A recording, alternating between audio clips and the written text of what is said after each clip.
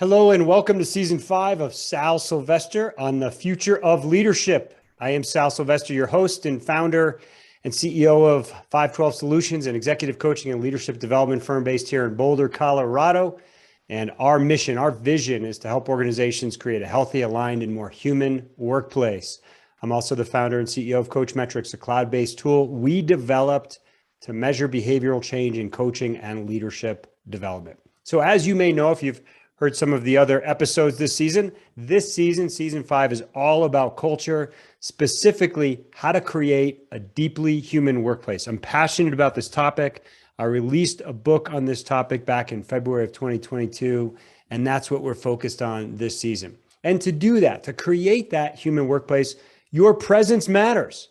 How you show up matters. What people see and experience with and from you matters. It's the foundation for connecting with people. It's the foundation for humanity. It's the foundation for building credibility and trust. And we know from research and experience that when you don't connect with people and don't have a presence that builds credibility, it's hard to influence and it's hard to be personally and professionally successful. So today's episode is basically a masterclass from Rosemary Ravinal. She is a master at this topic when it comes to executive communication and executive presence. So very practical episode that I think you're going to enjoy and be able to apply immediately to your role in the workplace. I think you're going to love this 30-minute interview with Rosemary and have some great takeaways. Let's go to the interview with Rosemary Ravinal now. Rosemary, it's so great to have you on the show. Welcome. Thank you. It's a pleasure to be with you, Sal. Awesome. So I'd love to hear your point of view. You have such an incredible and unique background as an international media expert and executive, and your skill set and ability to coach and teach leaders and executives and C-suite leaders around presenting and executive presence. I'm interested in hearing your perspective on some of the trends that you're seeing in this virtual and hybrid world that we find ourselves in today. We're seeing a lot of flux still. Let me bring you back to the beginning of 2020 when we as a society had to survive on Zoom, had to learn video conferencing. It was not an option. So we were sort of thrown down this rabbit hole without having had preparation, training, or even forethought as to how we're going to manage day to day. And we had to learn on the run.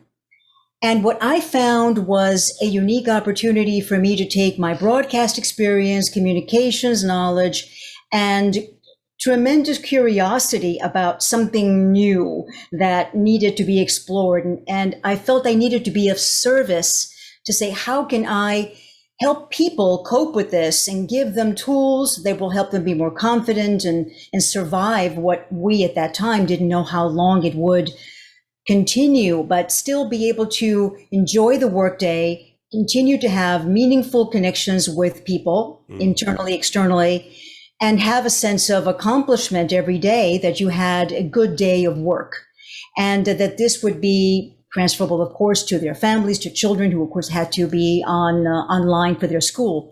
So it was a matter of taking what I knew and then researching best practices, and there suddenly was a lot of conversation in the public relations, public speaking spheres as to how we deal with this, how do we interact with the camera, and above all, Sal, how do we bring humanity to this virtual conversation?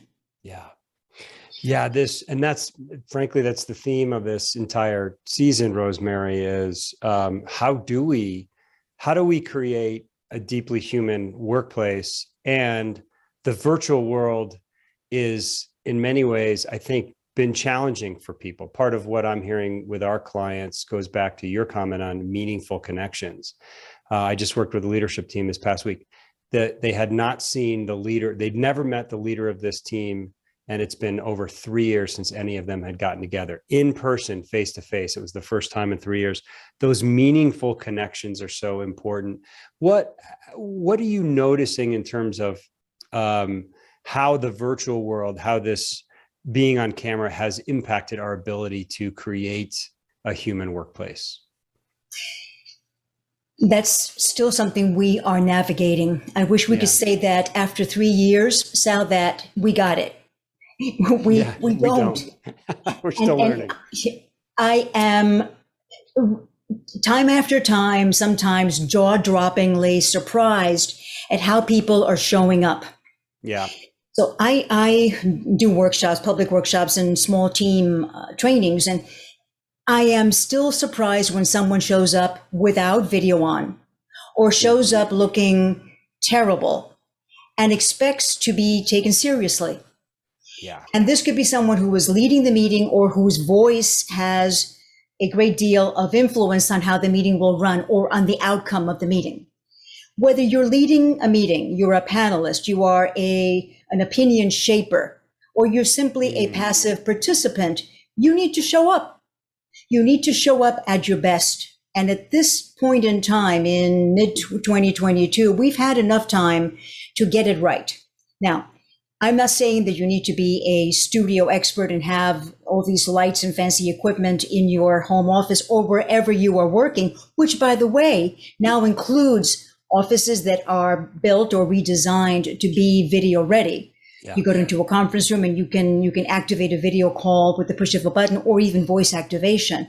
So that technology is ever present, but we haven't really learned to love it. And that's by way of saying we must. It's not really optional anymore. So what does that mean? There is some basics. First, and I'm going to use the acronym that I created just to make it easy. And I'm going to preface what I'm going to share with you and your listeners with the fact that all that I'm sharing is equally applicable to the real world, to the physical world. Right. Yeah. Right. Because we're no longer just in the physical world as we were, let's say, in a standard conference room setting, with a dry erase board and a screen and, rows of chairs and tables and that kind of thing. We also have other people who are connected virtually. They're just as important participants as the ones who are physically in the room. So those people need to be included, listened to, acknowledged, respected, right? Just equally with everybody else. So you have the digital parity that comes into play, which is challenging for the person leading the meeting. For participants, you have to take those other members into consideration. So the acronym is ASSET, ASSET. Simply put, the A is for appearance. You need to show up looking professional. Right. And that doesn't have to be, suit and tie, or full makeup and hair and such for women, whatever your business attire is. It is simply looking as if you were going to the office or to your workplace or if you visit, you do sales calls, whatever that is. It's simply a matter of self-respect and it's respect for the people at the other end, because you're dealing with someone who needs to look and play the role that you are accustomed to playing, right? You're not going to be, wearing a bathrobe when you're supposed to be an attorney. Right. Okay. So the appearance, the grooming, the simple way of showing up with the right colors and the right attire and so forth, even though you may only be framed from the waist up. And then the other two S's are staging and styling, which is something that people still don't get. Meaning, I have a background that is natural, but it says something about who I am in terms of having textiles and hand woven tapestry on the wall and sunflowers, which has become rather a symbol for me because it's a flower that follows the sun, that is a symbol of energy and many other reasons. And so I'm framed in a specific way with professional lighting because I owe it to the people who want to listen to me or watch me to be at my best. So I've done this deliberately. Now, I also have virtual backgrounds, which I use sometimes, but they're carefully curated to say something about me, or maybe it's just simply having a logo. But when you see people with messy backgrounds, with no regard to what's behind you, or they use what may be the default of the swinging palm trees or the Golden Gate Bridge. Right. without consideration as to whether you're using the proper technology, meaning green screen, so that your image is clearly delineated against that background. Everyone, I'm sure, has seen people look like amoeba, right? Who sort of morph into the background because they're not properly lit or they don't have the right green screen background. The point is that every pixel on your background is real estate, is valuable real estate. Yes. It says something about your values, your lifestyle, your aesthetics. It could be branded. It could be books. It could be your books that you've authored, which you have very nicely displayed there. It's something organic, like you have something living, scenes of nature, of adventure, travel. All these things say something about who you are. And that's just a beautiful thing, because the visual language, Sal, in this medium, and I can't emphasize this enough, our minds process data 90% visual versus 10% auditory. That's not something I made up. It's neuroscience. So we are visual. Our minds are wired to process visual information at 9 to 1. So if you're not showing up as your best, or at least using to the best of your ability, just everyone has limitations. You may be sharing a space with someone else or children. You may not have much privacy, but there are many things that people can do just with a little thoughtfulness to improve the way they show up. Yeah. So it's just a matter of that staging and styling is so important. The other one, the E, is energy and emotion. Very important. How do we transmit energy, which in turn taps into the emotional center of connection? We know that the heart is the best and most direct way to the brain. It's not the other way around, right? We get to people's minds by tapping into their emotional center, into their sentiments. That's where empathy is so important. So when we're talking emotion on virtual, there are so many tools, and people don't recognize those either. The way I'm using my hands, the tone of voice and the rate of speech, my proximity to the camera. If I want to really make a point and emphatically, I'm going to maybe get a little closer to the camera, to the lens. I'm going to take breaths to create more of a slow delivery and maybe get your attention back if I think I'm losing you. And the smile, eye contact, meaning, this is one of the questions I'm asked most often, Sal, is where do I look? How do I engage with people? Yeah. And it's tricky, but you can also train yourself to look at a point that may be right under the camera lens, or somewhere where you can do a screenshot of yourself and look at it and see, well, if I look here, if I look here, if I look there, how does it transmit? Try to be as natural as possible. Right now, I'm not looking at you. I'm looking at the lens, but I've got you in my peripheral vision. Yes, and it feels like we're making eye contact right now. Right. Yeah. And that's very, very strong for purposes of building trust. Yep. So the energy and emotion are transmitted that way. Then, of course, posture. The posture, you need to be sitting up straight. Your shoulders, and you're able to breathe better because your lungs are and your diaphragm are working better. Yes. There's a lot of things that go into the energy and emotion, and our faces are extraordinary chalkboards of information. Many of our expressions are involuntary, but many are voluntary. And I always say the nod, the smile, all these things are ways of us acknowledging, saying we're present, I honor you, I see you, without saying a word. And then the last one is the technologies, the T. And the T is important because we have to have fundamental knowledge as to how to start a call, how to work our microphone, how to mute, how to put the camera on, how to connect a call, how to, whatever platform you use, WebEx, GoToMeeting, Zoom, and know which buttons to click and how to do the basics. Yeah. Right? and at least be able to, to manage conversations, or find someone, if you have a staff or others in your organization who are more skilled or motivated as to the tech part, bring them on to help you with a call. But so the technology is very important.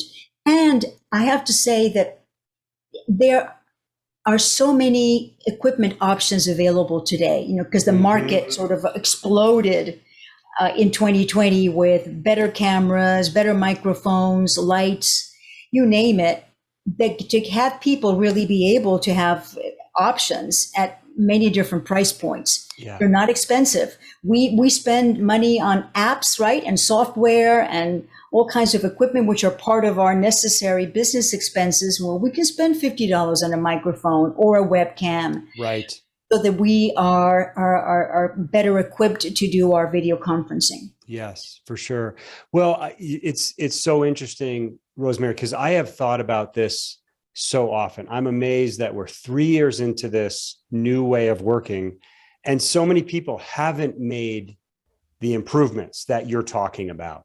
And I think it speaks directly to humanity at work. It speaks to our ability to connect with people personally.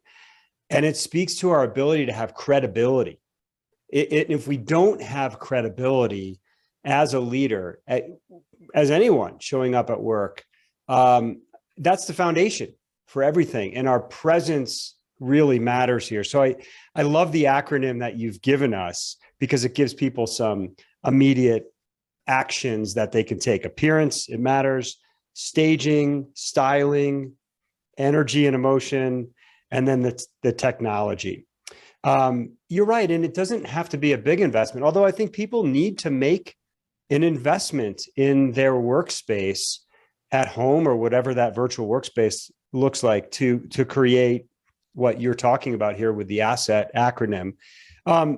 Maybe let's use me as an example as we're talking, and we'll release this over video at some point on YouTube. How would you assess, using that ASSET acronym, the presence that my space has? Like, as you're talking about posture, I'm starting to stand up, and as you were talking about face, I started smiling. But how would you assess maybe the staging and styling first of my background?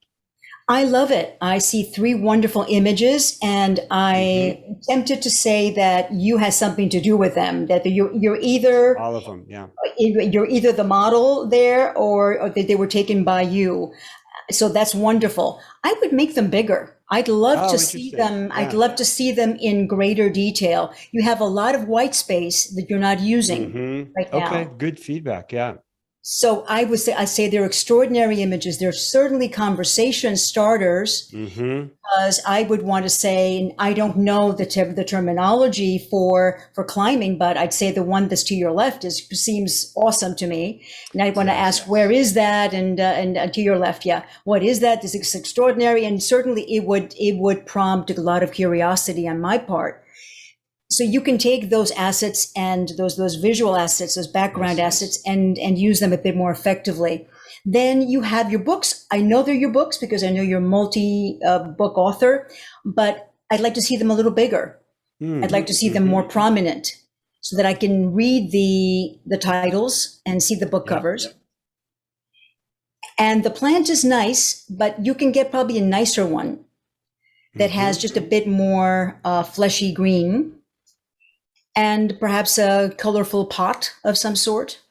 Yeah. There's wonderful Native American pottery that has a lot of rustic, and the earth colors are always lovely. Right. And so you could find something maybe or an imitation of such, and you could be a little higher so that we see more of you and less of your equipment.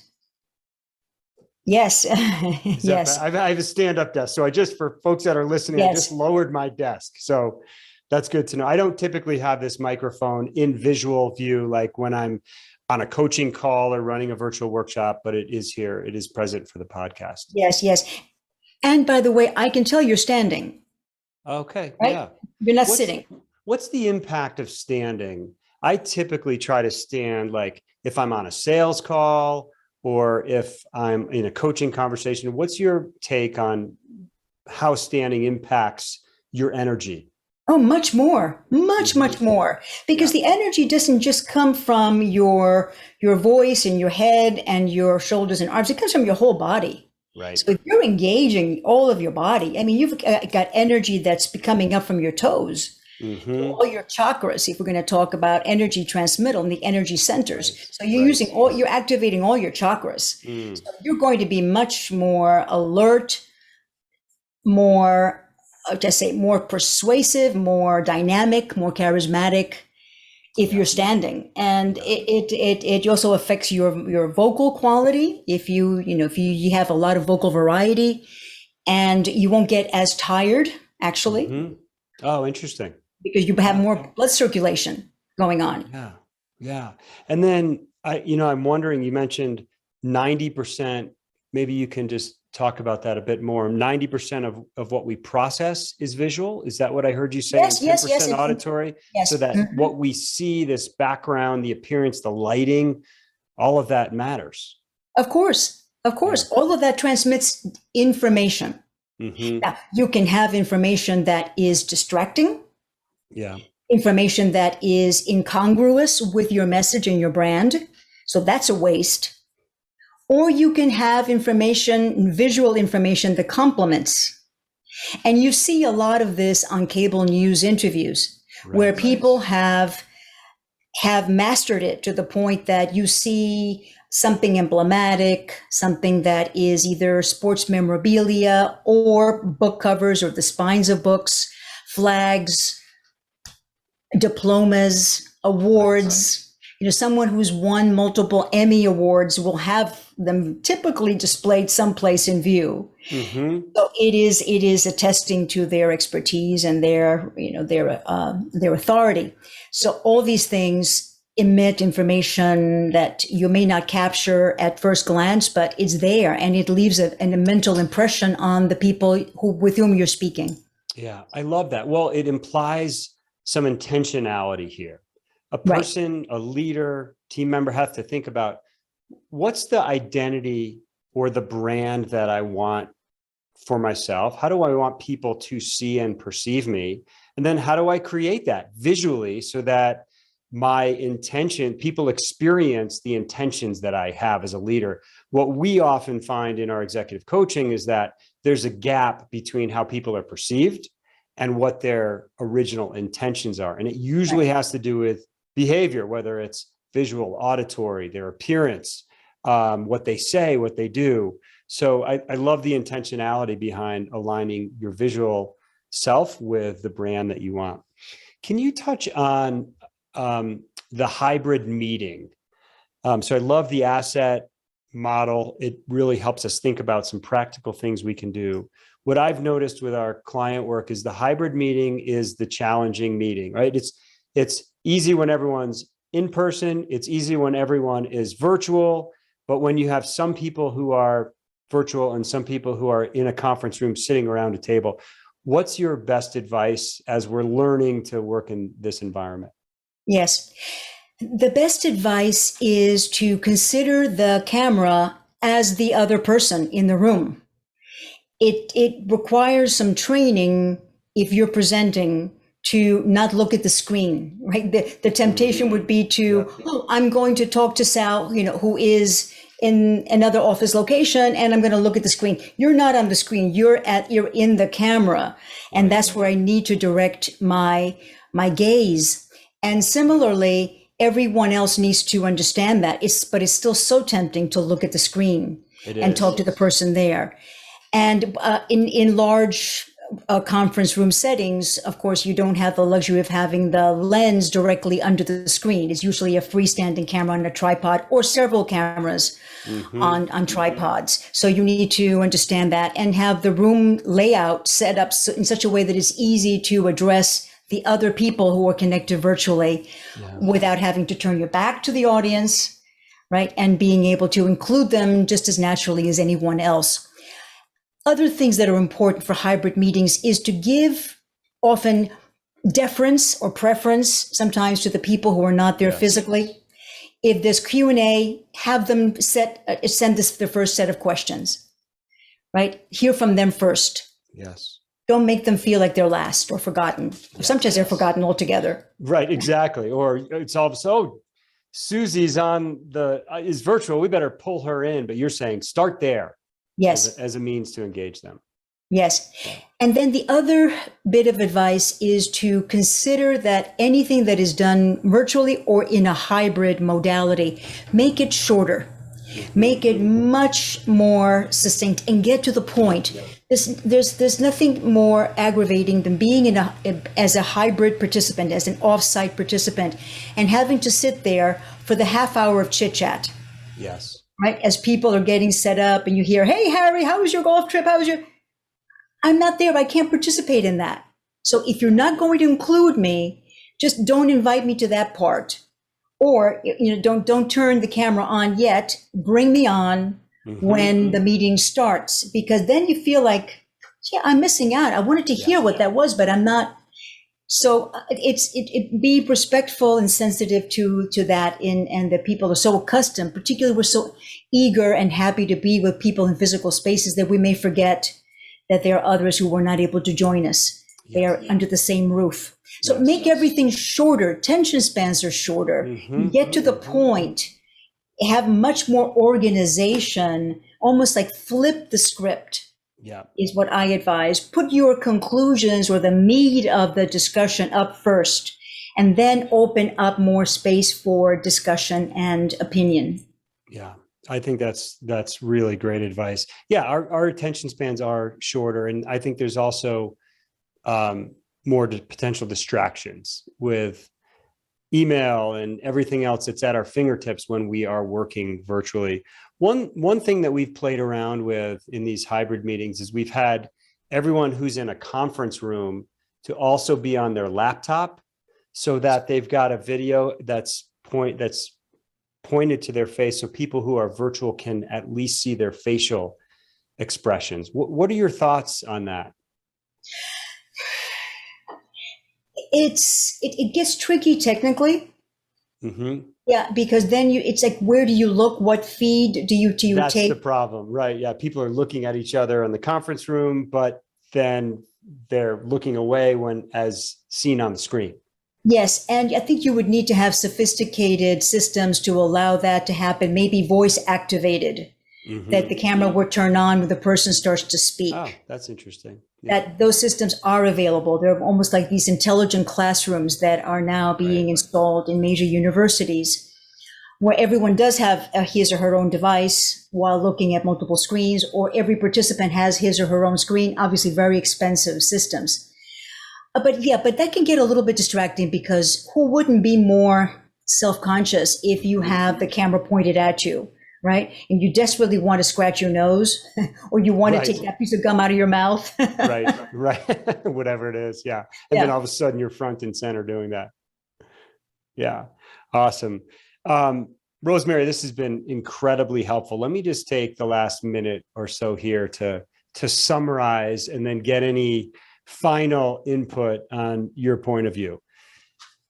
Number one, I think the big message here is your presence matters, whether it's in person or virtually. And it matters because you either build trust and credibility or you don't.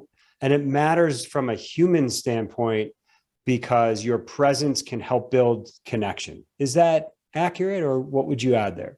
Oh, no, let me take it a step higher on the corporate hierarchy. There is an article in Harvard Business Review, I think it came out last week, that the authors looked at 7,000 job postings for C-suite positions. And there was a through line consistently that stressed communication skills, interpersonal and public speaking skills as fundamental to the qualifications of that candidate. Yeah. And that seems to be quite a shift, because whereas it might have been operational, financial, management achievements, now you have to have that component as prominent in your resume. Yes. And so we're recognizing that it does take particular particularly keen communication skills for leaders today to be able to galvanize people, to create that cohesion, to create the loyalty, to create the safe environments where people can be heard, and that there is a sense of respect. It's a respectful community of people who are diverse, not only in their demographics, but in their opinions. Yeah, that's great. Point number 2, it's not optional anymore. This is the world that we live in, and it's time for people to really step up with their presence, whether it's a virtual environment or a hybrid environment. And the ASSET acronym that you gave us really helps us think through that very logically. Number 1, what's your appearance look like? Number 2, consider the staging and the styling. Number 3, your energy and emotion. And then number 4, know and use technology properly. Is that fair to show up as your best? It's essential. When you think about it, it's common sense. Look, consider the dating world. Let's take it into a different arena. All right. Those things are fundamental. How do you get picked when someone's on an app, you're on an app and you swipe left or right? And I forget which is left is good or right is whatever it is. It's a 7-second appearance check, meaning we know that we have 7 seconds. Whether we're in virtual is even more, probably even shorter than 7 seconds, but 7 seconds to make a first impression.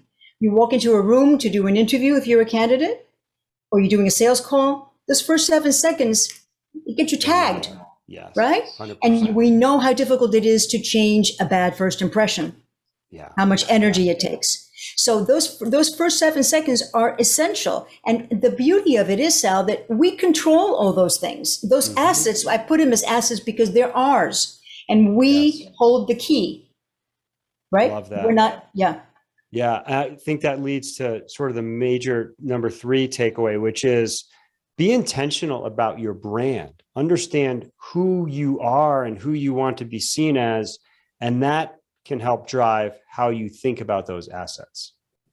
Correct. Now, you might have people thinking, well, that's all fine, but I am terrified of speaking in public. And many people are even more terrified of speaking to a little dark circle on a lens and on a webcam. Right.